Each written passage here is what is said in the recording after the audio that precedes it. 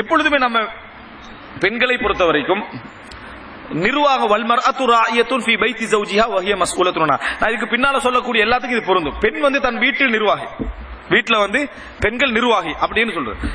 நிர்வாகி என்றா கொஞ்சம் கையாளுறது சரியாயிக்கணும். இப்போ நீங்க வீட்டில் நிர்வாகி தானே, அப்ப நீங்க என்ன நினைக்கணும், இஸ்லாம் சும்மா சொல்லல, வீட்டில் உண்மையிலே நிர்வாகி பெண் தான். இஸ்லாம் சொல்லாட்டி வீட்டில் நிர்வாகி யாரு?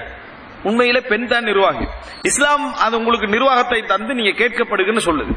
நிர்வாகம் செய்யற பெண்கள் என்ன செய்யணும்டா, எல்லா விஷயத்தையும் புத்திமதியாக கையாளணும்.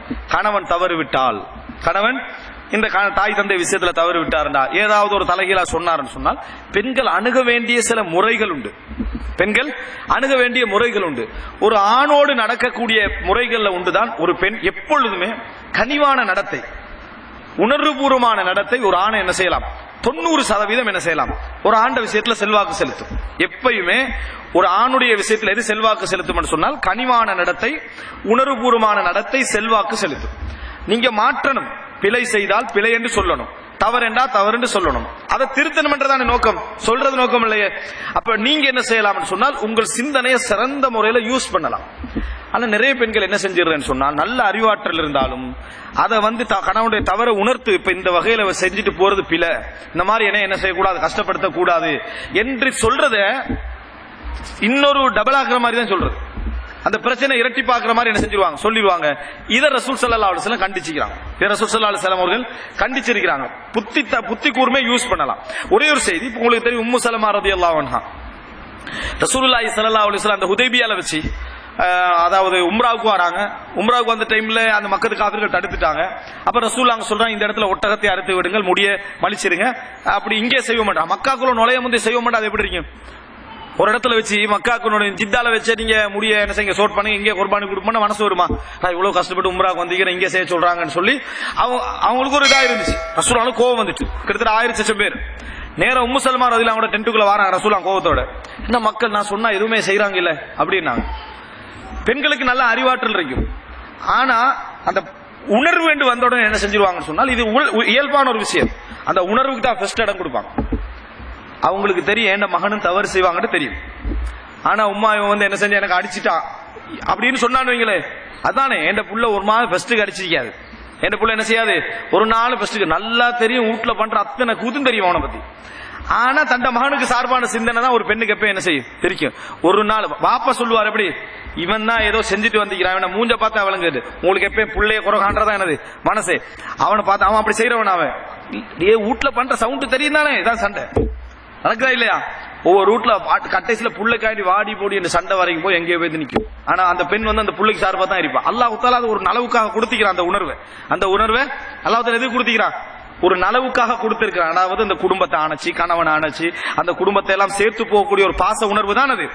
ஆனா அது என்ன செஞ்சிருமெண்டா, சில நேரத்துல நீதியை தூக்கி என்ன செஞ்சிடும், வீசிடும். அதனால அந்த கணவனுடைய இதுவும் எடுபடாது. அப்ப இந்த மாதிரி உணர்வோட கணவன் வந்த உடனேயே உம்மு சலமாட்ட வந்து சொல்றாங்க, யாரு ரசூல் ஸல்லல்லாஹு அலைஹி வஸல்லம் மக்கள் எப்படி செய்யறாங்க.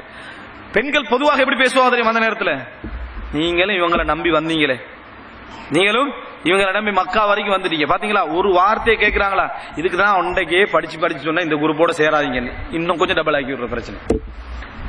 நீங்க செஞ்சது பாசம் தான், செய்யக்கூடிய உணர்வு தான். ஆனால் நீங்க கொஞ்சம் நிதானிக்கணும் இந்த இடத்துல. இப்ப நான் பேசுறதால எரியிற நெருப்புல என்ன வளருமா, விளங்கிட்டா இல்லையா, இதுதான் நம்ம யோசிக்க வேண்டிய இடம். உம்மு சலமா அவங்க என்ன செஞ்சாங்கடா, ரசூலுல்லாஹ் வந்த வேகத்தை அப்படியே தணிச்சாங்க. அல்லாஹ்வின் தூதரே, நீங்க பேத்த ஒட்டகத்தை அருங்க, நீங்க பேத்த ஒட்டகத்தை அருங்க, நீங்க முடிய வலிங்க, அவ்வளவுதான் சொல்லி அனுப்பினாங்க.